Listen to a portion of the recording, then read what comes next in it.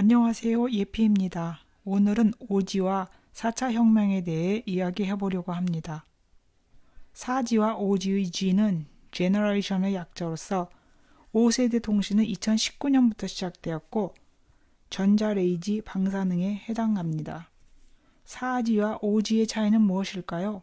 4G인 LTE Long Term Evolution은 3.5GHz인 반면 5G는 24GHz에 해당하고 미래에는 60에서 80GHz까지 가능한 것으로 보고 있습니다. 주파수가 4G보다 20배 이상 넘습니다. 이는 통신사에 따라 전송 속도가 틀리고 나라마다 조금씩 차이가 있습니다. 5G는 4G에 비해 한 지역 또는 도시 내에서 무선 기지국을 촘촘하고 밀접하게 해야 한다는 차이가 있습니다. 기지국의 간격을 20에서 100m 간격 정도가 필요하고 아무리 간격이 넓어도 150m 이내의 간격을 유지해야 합니다.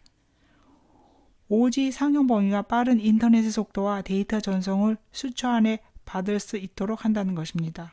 또 5G의 실현을 위해 인프라 구축에 필요한 광섬유선을 깔고 기지국을 건설해서 이를 기반으로 자율주행, 인공지능, 사물 인터넷 및 4차 혁명을 실현시킬 것이라고 말합니다.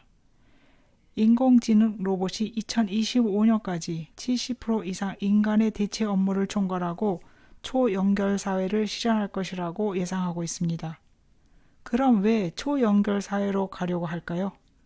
사물과 사람을 연결시키고 사물과 사물을 연결시키는 사회로 발전해서 초고속 연결망이 실현되면 이런 인공지능과 빅데이터의 첨단 기능은 인간을 위해 봉사한다고 말하지만 실상은 인간을 통제하는 도구의 핵심이 됩니다. 모든 기기 연결로 더 이상 개인 생활은 보장되지 않으며 숨을 곳이 없어집니다. 집합체를 구성하는 요소 간의 연결은 독립적 고유한 개체의 존재를 허락하지 않습니다. 사물 인터넷의 헬스케어는 웨어러블로 센서 생체 신호를 보내서 원격 진료를 하거나 홈 네트워킹도 센서를 활용해 방범 보안 서비스를 하는 것이며 이것은 결국 원격 통제로 이어진다는 의미입니다.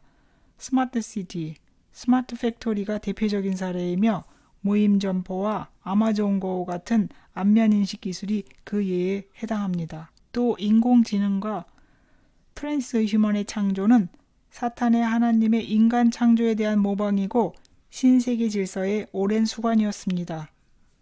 트랜스휴먼과 인공지능을 통해 인간을 지배하기 원하는 것입니다. 즉 하나님의 양심을 가지고 있는 인간을 트랜스휴먼화해서 주입과 반응을 하는 도구로 대체시키는 작업을 하는 것입니다. 이는 인공지능의 지배자가 빅데이터이며 빅데이터의 지배자는 빅테크이기 때문입니다. 빅테크는 세계 정부에 속해 있고 결국 이들이 딥러닝으로 학습시켜 기술적 모델을 세계 정부의 유용 가치에 따라 결정을 할 것입니다. 이들의 목적에 부합하지 않는 알고리즘과 서비스는 끊어져 버릴 수 있다는 것을 의미합니다.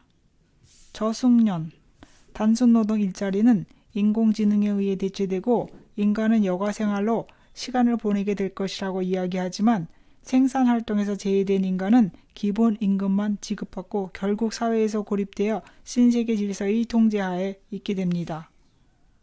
Virtual Reality, 즉 VR의 헤드셋을 착용하고 현실이 아닌 가상 공간을 이용해 미디어를 즐기게 하는 목적이 무엇일까요? 홀로그램이나 가상 공간을 통해 영적인 존재인 인간을 가상 공간에 집어넣어 초현실적 상황으로 대체시킵니다. 현실에서의 하나님과의 접촉, 만남, 교류와의 대화, 보지 않고 믿는 믿음 등에 관여할 수 없도록 만듭니다. 가상현실은 평소의 인지 데이터를 기준으로 인간의 뇌를 교란시키는 기술입니다.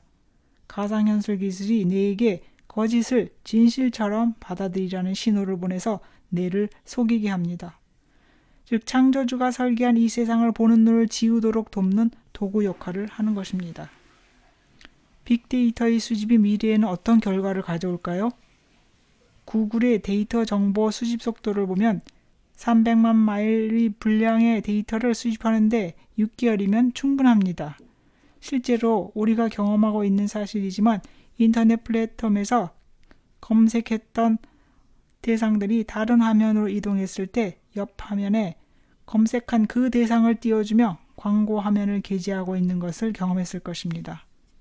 이는 우리가 컴퓨터상에 하는 행위에 대한 데이터를 수집해 관리, 검열을 하고 있음을 알 수 있습니다. 빅데이터로 미리 자료를 수집해서 미래에 예상되는 상황을 알려준다고 가정했을 때 만약 이들이 이를 부정적으로 사용하게 되면 무슨 일이 벌어질까요? 또 로봇계의 변화는 어떻게 될까요? 로봇계들이 노동 현장에서 재고를 담당하거나 농사를 짓고 산업용 로봇으로 사용되고 있고 미래는 그 역할이 더 확대될 것이라고 말합니다. 그러나 로봇계에 무기를 얹어서 사용하게 되면 살상용 로봇계로 변화합니다. 이는 전쟁 시 투입하는 전쟁 로봇도 마찬가지입니다.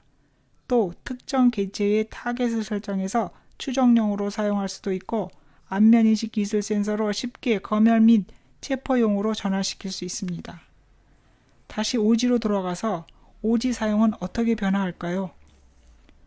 2019년 네덜란드 도시 덴하그에서 오지 테스트를 했을 때 근처 공원에 수백 마리의 새가 몰살을 당했습니다.